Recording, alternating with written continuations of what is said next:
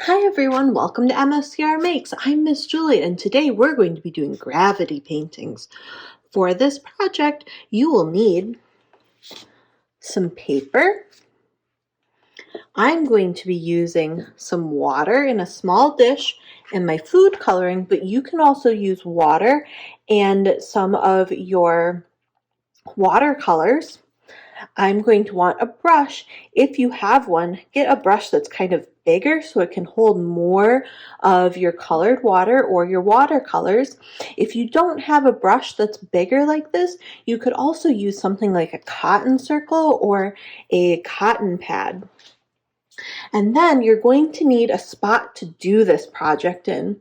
If you are able, I would recommend to do this project outside. If you're able to do the project outside, all you need is a vertical surface, so something like the side of your house maybe, or the side of the building that you live in, and some tape. If you aren't able to do this project outside, the next place I would suggest is doing it in the bathtub or your shower area so that it's easier to clean up. I'll insert a picture of what it looks like to set this up in your bathtub right here.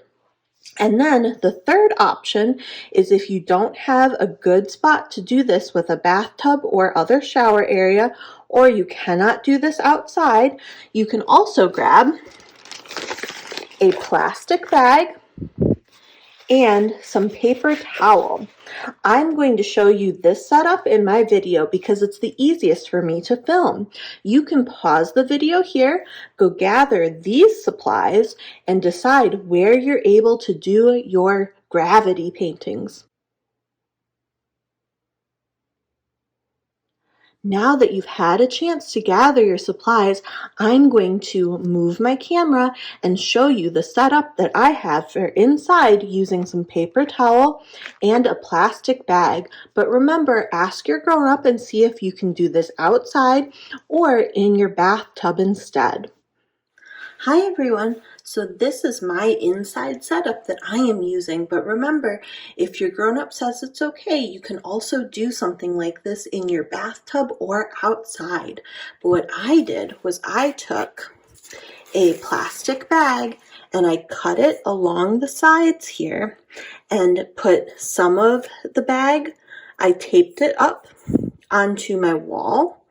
And then I taped the bottom of the bag so that it didn't move around, so it's on my floor. But you can see here that I have my bag going on my wall and on my floor.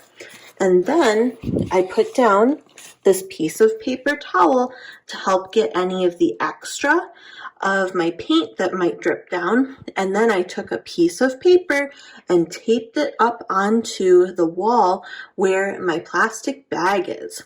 The next thing I'm going to do is take my water and my food coloring and put some of the food coloring into the water so that I can use it as paint. And I'll use my brush and mix it together.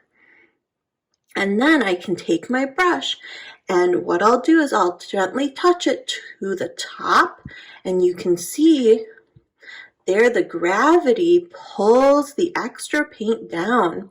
It kind of looks like it's raining on my paper. If I do a big drop, it might go all the way, and if I only do a little drop, it might not go as far or go anywhere at all. You can try using different amounts of paint and seeing how far the droplets go down. Because the droplets are going down and sometimes off of my paper, that's why I put the piece of plastic here to protect my wall and protect my floor, and I put the paper towel down to help absorb the drops of water that go off of my page. Well, I hope you enjoy getting to try putting lots of different types of paint onto your gravity painting and seeing what gravity does to the paint on your piece of paper. I'll see you in the next one. Bye!